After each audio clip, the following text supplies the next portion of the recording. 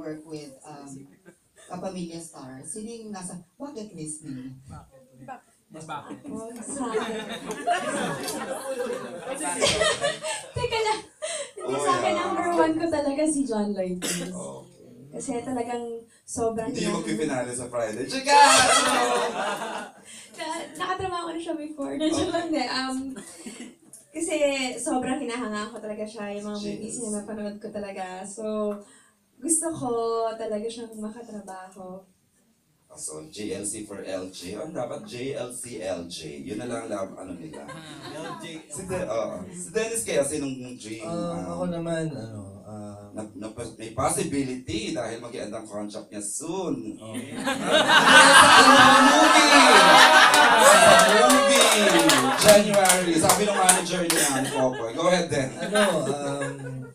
Nasabi ko na din dati, gusto ko matrabaho sila Ann Curtis, Oh. Ma Salvador. I love much. Yun sila. And Ma. Madami pang iba, madami pang Oo. iba. Ayan, gano'n naman kasarap kagaling katrabaho si Derek? Sarap ka ng sarap. Kanina ka. May question ako. Okay, go ahead, Mara. Ayan, gano'n kasarap siya kagaling katrabaho si Derek Mike Caviera? How was it working? Wala na ka sa poster. Pilit pa. Uy, nasagot na niya. Alam mo, paulit-ulit ka. From the top. May pasok lang yung joke talaga. Joke ka daw. Huwag mo nasagutin. Wala na ka sa poster. Ayun yung part niya, oh. Tapos inurong si Den. Ayun lang. Atin na lang yung internal joke lang yun, ah. May galing na. I love him. Sobrang bait na tao, you know. I love God. Go. Change question na. Naman, very good ka dyan. Ano yung pinaka gusto nyong madala ng tao pagkatapos nila manood ng movie? Yung like the lesson or scene ba or what? Well, for me siguro sa experience ng character ko, medyo madami rin naman, and the whole project itself. Kasi una, yung movie, it raises awareness kung ano talaga nangyayari sa modern times, contemporary times, na minsan isang side lang talaga yung nakikita natin, pero maraming bagay ang hindi natin alam na nangyayari dun sa movie, sa police, sa mga bahay-bahay, yung sa family ng mga police, family ng mga victims. Marami tayong hindi alam, and sometimes nagiging clouded tayo, blinded tayo sa mga nangyayari, and nakakatuwa na ito since ang daming pinakita. Ngayon, at least mas maiintindihan natin kung ano talaga nangyari, kung gaano kabigat yung nangyayari ngayon. Si Dennis, how would you like this movie to be remembered? Parang yun ba yun? Well, bukod dun sa mga violent at brutal na eksena dito sa pelikula, gusto ko rin madala ng mga tao pagkatapos nila lumabas sa sinihan na ma-prioritize nila and mabigyang halaga kung ano talaga yung mga mas importante sa buhay nila. Katulad nung trabaho ba o pamilya. So, yun siguro. From the creator, siguro. Sa akin, I think in terms of the movie, I would hope what people get from it is that you always let your heart guide your actions. You never follow blindly.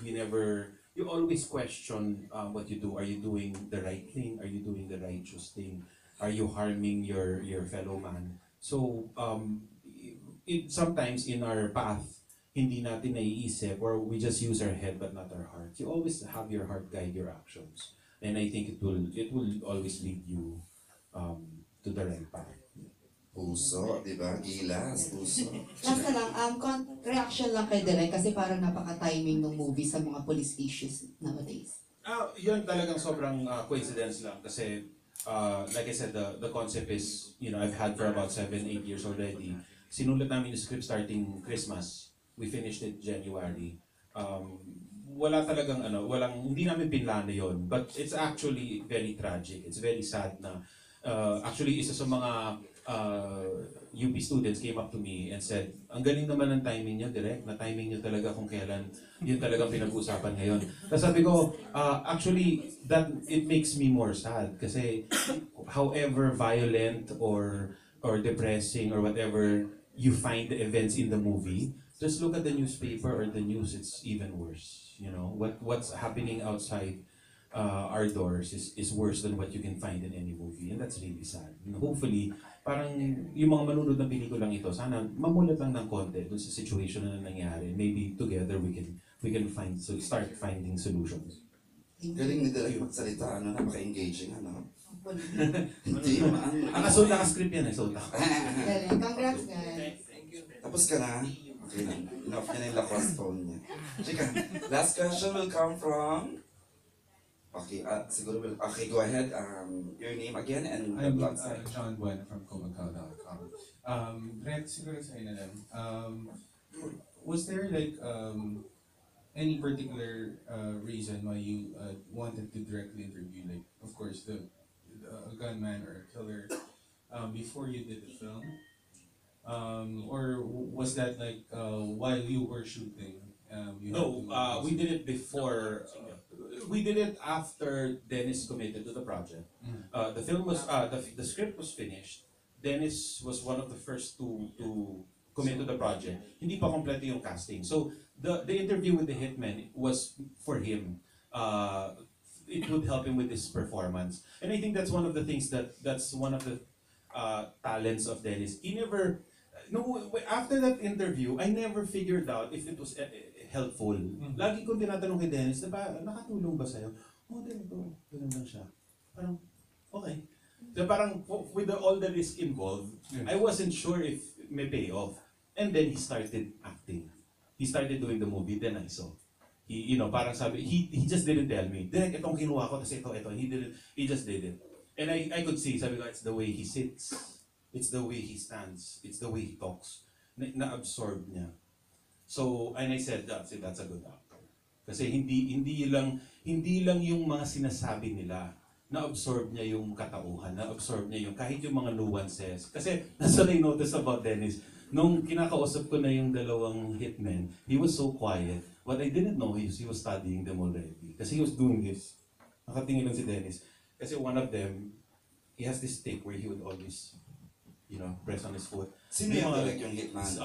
So, and then I would notice, and then one of them would slouch. And I saw, you could see it in his performance.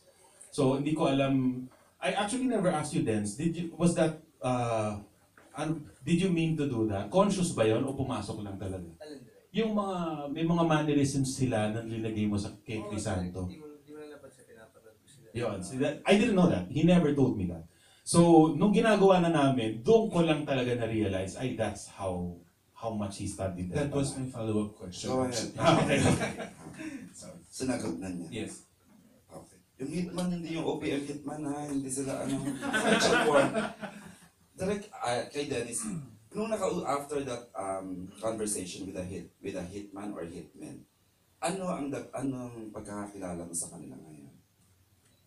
Parang normal din na tao. Nagkataon lang na iba lang yung klaseng buhay na pinatunguhan nila. Pero hindi ko naman masasabing talagang ubod silang sama ng tao dahil hindi lang naman sila basta pumapatay ng mga basta Gusto nilang patayin. Oo, talagang meron silang intel, nag-research sila kung talaga bang salot sa lipunan ng mga taong to bago sila gumawa ng action. Talagang kahit ganun yung trabaho nila, meron pa rin silang mga prinsipyong pinahalaga.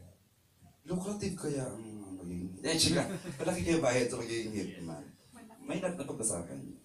Napag-usapan din. Depende po kung gaano kahirap, tsaka kung gaano kalaking tao yung gusto mong ipatrabaho. Kung sasaktan lang yung gano'n, magkano? Mura siguro. Discount. Pakilala mo. Ang gano'n. Kurot yan. 2 hams lang yata. Ay, go ahead. Alright, just another question, Direk. I think there's like a rule for portraying policemen on films. Of course, Rule na ngayon? yeah, in terms of portraying them, because you could not actually have Is this a them PNP thing or be in like a bad light. May ganun ba talaga? Yeah, I think in PNP. Was there like some people na try to stop you because that's probably like the bulk of your story? No, not at all. Ang nangyari, I was not aware of that rule. Although sa MTRCB, when they invited me to come over to discuss the film, they did say that there was a rule, not pertaining specifically to the PNP, but you're not supposed to knowingly put agencies of the government in a bad light. And nag-discuss kami, sabi ko, it's not one-sided, the film is not one-sided. In the same way that real life is not one-sided. You know, there are good people, there are bad people. In every, not just in government, but in real life, di ba? So yun, they listened to me and I was able to express my point naman. Ang sa akin lang kasi, we wanted to be fair. So nag-interview rin naman kami ng retired major, nag-interview rin kami ng yung side na yun, yung sa law-abiding side naman. But what I'll never forget is, in one of our meetings, may lumapit sa akin na dalawang babae. Lumapit sila sa akin. Tapos, direct, pwede po magpa-picture. Sure. Picture sa ganyan.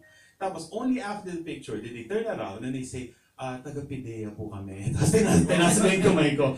Sabi ko, tapos, okay po, maganda po yung pelikula. Sabi niya, sana nga po, meron kami officer na tulad ni Derek eh. So, gumanon sila sa akin. Sabi ko, thank you. Gumanon. Sabi ko, hindi naman kayo... Tapos, tinanong ko talaga sa kanilang dalawa, hindi naman kayo na naging nanega or nagalit or something. No, hindi naman po. Kasi they understood that it's a work of fiction. It's a movie.